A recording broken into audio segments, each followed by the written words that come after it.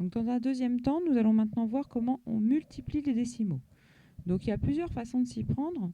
On peut revenir aux écritures fractionnaires, etc. Après, il y a des méthodes, on va dire, rapides, efficaces, qui vont être très simples à mettre en œuvre. Donc par exemple, si je veux faire 0,9 fois 0,07, très simplement, on va se débarrasser des zéros inutiles. Donc les zéros inutiles, c'est tous les zéros qui sont avant la fin, on va dire. Donc ces zéros-là, ils ne servent pas à grand-chose. Des 0 fois 0, ça fait des zéros, donc c'est pas intéressant du tout. Des 0 fois 9, ça fait des zéros aussi. Donc tout donne des zéros. En fait, on va juste garder le 9 et le 7 et on va calculer 9 fois 7. Donc 9 fois 7, j'ai pas besoin de poser cette fois, parce que 9 fois 7, c'est dans nos tables de multiplication. Vous savez normalement que 7 fois 9, ça fait, oui, 63. Ouf. Si vous ne vous souvenez pas de 7 fois 9, vous pensez 7 fois 10 et vous enlevez 7. Mais il va falloir apprendre par cœur vos tables de multiplication, s'il vous plaît. C'est important. 7 fois 9, 63. Oui, alors le résultat, combien est-ce que ça fait? Alors, déjà, première chose, vous multipliez des nombres 0, 0, donc ça fait forcément 0, quelque chose. Ça ne va pas faire plus que 1. Ensuite, deuxième chose, je peux vous dire que quand vous multipliez par 0,9, vous multipliez par un peu moins que 1. Si vous multipliez par 1, vous ne changez rien. Donc la réponse, elle est un peu plus petite que 0,07. Donc ça peut vous donner un petit élément. Et puis donc la méthode la plus rigoureuse pour savoir le nombre de chiffres après la virgule, c'est vous dites combien il y a de chiffres après la virgule au premier. Ici, il y en a un. Combien il y a de nombre de chiffres après la virgule dans le deuxième. Donc en tout, vous avez 3 chiffres après la virgule. J'écrirai toujours CAV. 3 chiffres après la virgule. Donc votre 63, ça fait 3 chiffres après la virgule. Donc 3 chiffres après la virgule, si vous réécrivez votre 63, vous voulez 3 chiffres après la virgule. Donc j'y vais. Ça, c'est le dernier chiffre après la virgule. Ça, c'est l'avant-dernier. Et donc, il y en a forcément un autre. Et ici, il y aura votre virgule. Donc, il faut rajouter un 0. Et ça vous fait donc 0,063, c'est-à-dire un petit peu moins que 0,07. Donc, bien sûr, il faut écrire après machin égal. Ça, c'est juste pour expliquer. Alors, on passe au suivant. 1,2 fois 0,35. Ah bah oui, mais là, le 1,2, il y a une virgule, mais elle est entre 1 et 1,2. Donc là, on va oublier les virgules encore et on va donc oublier les zéros inutiles à nouveau. Donc, il y a un seul zéro inutile qui est celui-là. Et puis, donc on va pouvoir prendre 35. Mais là, au lieu de prendre 12, on va prendre 1,2. Non, au lieu de prendre 1,2, on va prendre 12. Si je dis à l'envers, ça ne marche pas. Donc, on va faire 12 fois 35. Et 12 fois 35, oui, on peut avoir envie de le poser. Donc, on écrit 12 fois... Après, on peut être astucieux, parce que 12 et 35, c'est assez simple. 35. Comment fait-on une multiplication? C'est l'occasion de s'en rappeler. Donc, on va d'abord faire le 5 avec le 1 et le 2. Premier temps, d'abord l'unité ici, avec chacun des deux autres. Donc, ça va nous donner un résultat. 5 fois 2, ça fait 10. Je retiens 1. Les retenues, on les met à droite dans une multiplication. Puis 5 fois 1, ça fait 5. Et on utilise le 1. Donc, plus 1, 6. Voilà le résultat de 5 fois 12. Ensuite, on va passer à l'utilisation du chiffre des dizaines. Donc, puisqu'on passe au chiffre des dizaines, ici, on met d'office un 0 et on commence ici. 3 fois 2, ça fait 6. 3 fois 1, ça fait 3. Et on a terminé. Et maintenant, on va ajouter donc 0 plus 0, 0. 6 plus 6, 12. Je retiens 1. 3 plus 1, 4. Donc le résultat, 420. Attention, ce n'est pas le résultat de ce qu'on cherchait. Donc on a trouvé 420. Maintenant, il faut se demander combien de chiffres après la virgule. Il y en avait 1, 2, 3. 3 chiffres après la virgule. Donc là, a priori, il faut qu'il y ait 3 chiffres après la virgule. Est-ce cohérent en ordre de grandeur?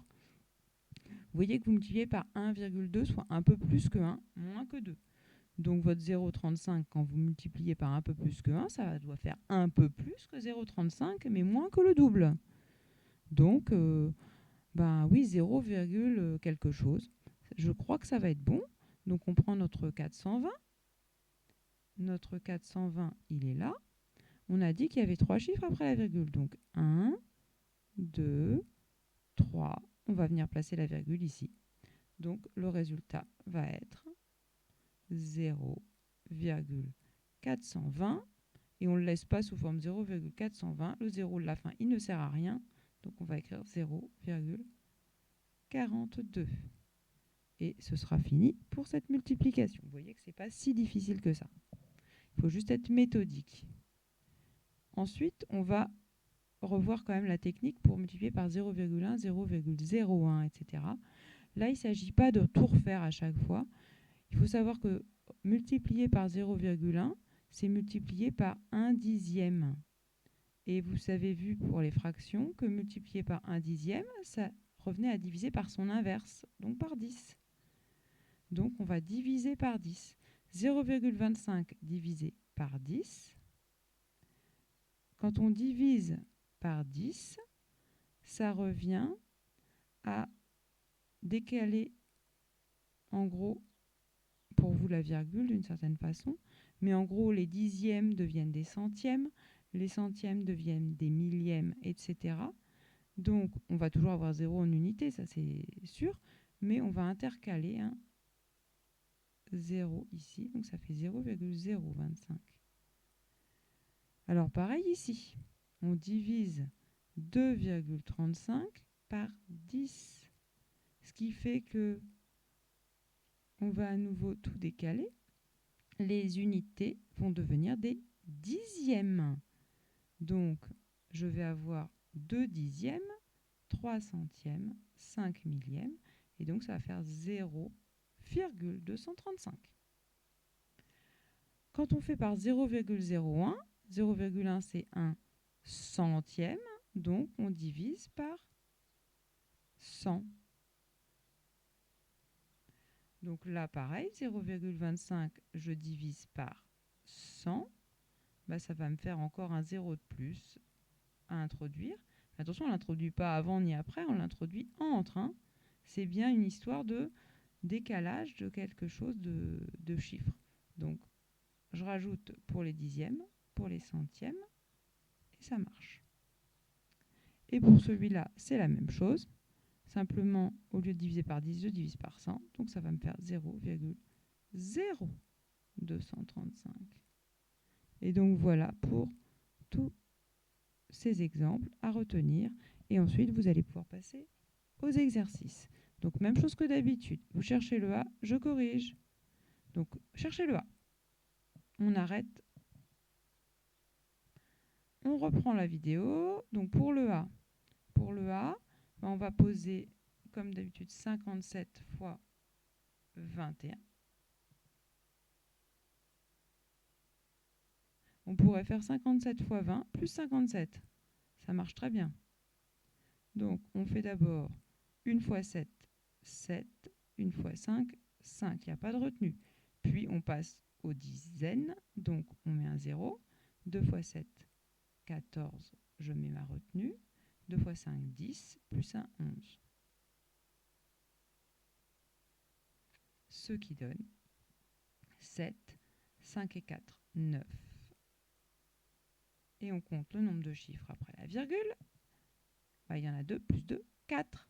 Donc le résultat final sera 4 chiffres après la virgule. 1, 2, 3, 4. Et bien A égale 0,1197. C'est gros, hein? Enfin, c'est petit en vrai. Voilà. Vous arrêtez la vidéo, vous passez au B. Donc le B.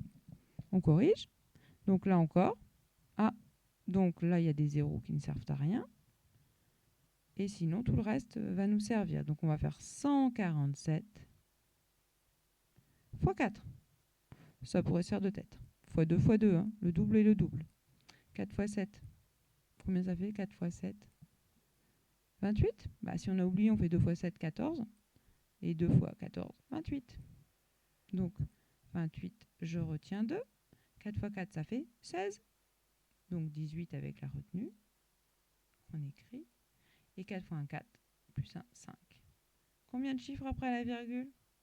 1, 2, 3, 4.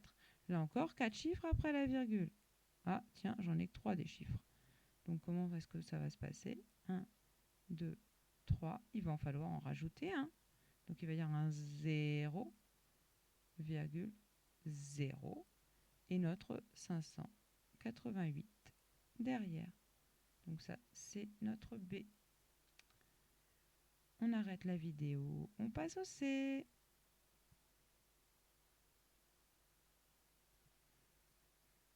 Je corrige le C. Bah vous avez compris, hein? Ah bah oui, sauf que là, il y a 0,01. Donc là, on sait qu'on va diviser par 100.